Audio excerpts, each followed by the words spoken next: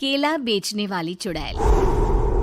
एक बार की बात है, जादूपुर नाम के एक गांव में करतब दिखाती एक औरत एक रेड्डी के लिए गांव में आती है। आइए आइए मेहरबान कदरदान, खाइए रोहड़ा के ताजे ताजे केले। कभी खाए नहीं होंगे ऐसे केले। पीले पीले केले खाइए।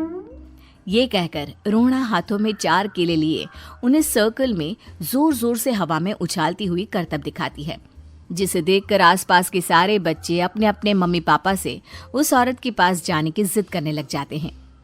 पापा, ऐसा तो सर्कस में बॉल से होता है ना, ये आंटी तो केले से कर रही है। चलिए ना पापा, देखते हैं।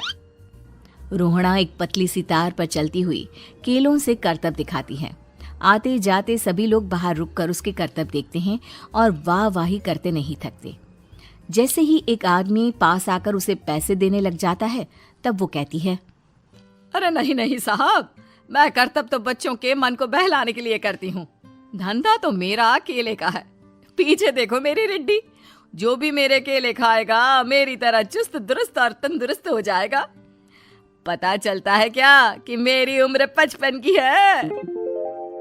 अरे पर ऐसे ठंड के मौसम में कोई केला क्यों खाएगा?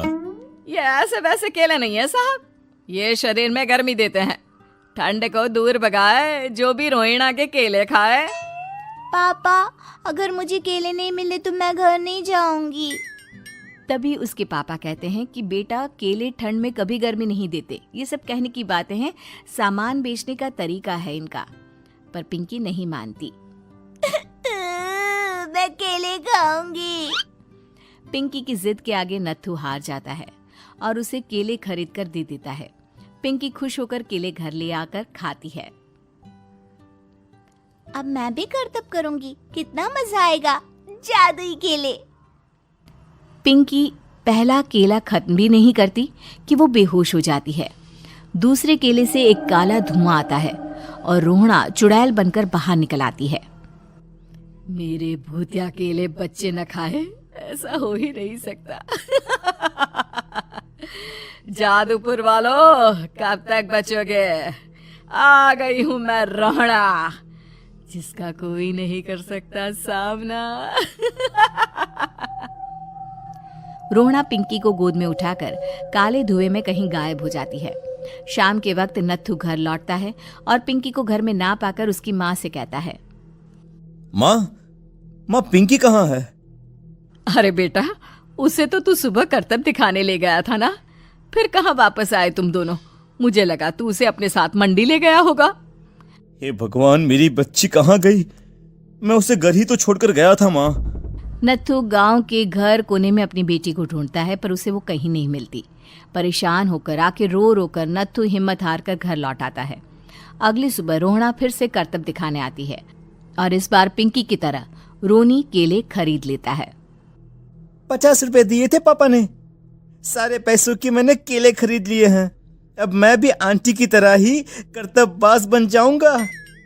यही सोचते हुए रोनी केले खाता है और पहला अकेला केला आधा खत्म भी नहीं करता कि चुड़ैल उसके सामने आ जाती है।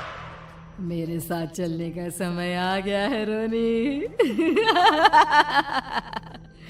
ये तो बस शुरुआत है।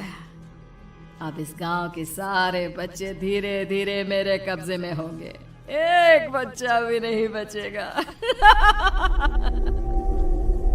ये कहकर रोनी को गोद में लेकर काले धुएं में अदृश्य हो जाती है।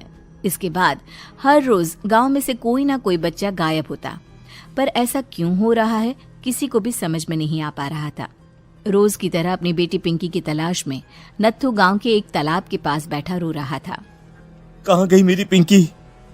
शकुंतला के जाने के बाद एक वही तो मेरा सहारा थी। अरे उसकी आत्मा कोस रही होगी मुझे कि मैं अपनी बच्ची को संभाल भी नहीं पाया। नत्थू ये कहता हुआ रो ही रहा था कि तभी तालाब में से उसे शकुंतला की आवाज सुनाई देती है। कहाँ थी तुम शकुंतला? हमारी बच्ची और सारे गायब हुए बच्चे रोहड़ा के कब्जे में हैं। वो बच्चों को जो केले देती है उससे बच्चे बेहोश हो जाते हैं और उसके कब्जे में आ जाते हैं और वो उन्हें ले जाकर काली दुनिया में ले जाती है। पर वो ऐसा क्यों कर रही है? ये मैं नहीं जानती, पर उस दुनिया का रास्ता मैं आपको बता सकती हूँ। जहां ये नदी खत्म होती है वहां एक केले का पेड़ है, उसके नीचे एक दरवाजा है, वहीं से रास्ता जाता है उस दुनिया का। ये कहकर शकुंतला की आत्मा गायब हो जाती है। गांव के सभी लोग झुंड बनाकर उसी रास्ते से काली दुनिया में चले जाते हैं और वहां देखते हैं कि सारे बच्चे वहां काम कर रहे थे। पापा मुझे ले चलो यहाँ से। पापा पापा। सभी बच्चे अपने मम्मी पापा से लिपट जाते हैं। तो तुम लोग यहाँ तक आ गए? क्यों हमारे बच्चों को पकड़ लिया तूने? तुझे शिकार ही बनाना है तो ले, हम सब आ गए हैं, हमें खा ले। नहीं, मुझे बच्चे चाहिए। मेरे बच्चे के बदले तुम लोगों के बच्चे। क्या मतलब? मैं इसी गांव में रहने वाली एक औरत थी। केले की चोरी के इल्जाम में मेरे बेटे को गांव वालों ने इतना मारा कि वो मर गया।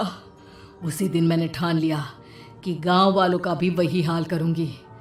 कुछ दिन बाद बेटे के चले जाने के दुख में मैं भी मर गई और मेरी भटकती आत्मा एक चुड़ैल बन गई। और फिर मैंने बदला लिया तुम सबके बच्चे छीनकर। बर्दाश्त नहीं कर पाए ना, सोचो मुझ पर क्या बीती होगी। हमें माफ कर दो रोना। पता नहीं ये किसकी गलती थी, पर हम सभी माफी मांगते हैं। हमारी खुशियां लौटा दो, तुम भी तो एक माँ हो। गांव वालों की बात सुनकर रोना का मन पिघल जाता है और वो बच्चों को छोड़ देती है। उसके बाद काली दुनिया बच्चों के लिए जादुई दुनिया बन जाती है। अब कोई भी कभी भी वहां आ जा सकता था।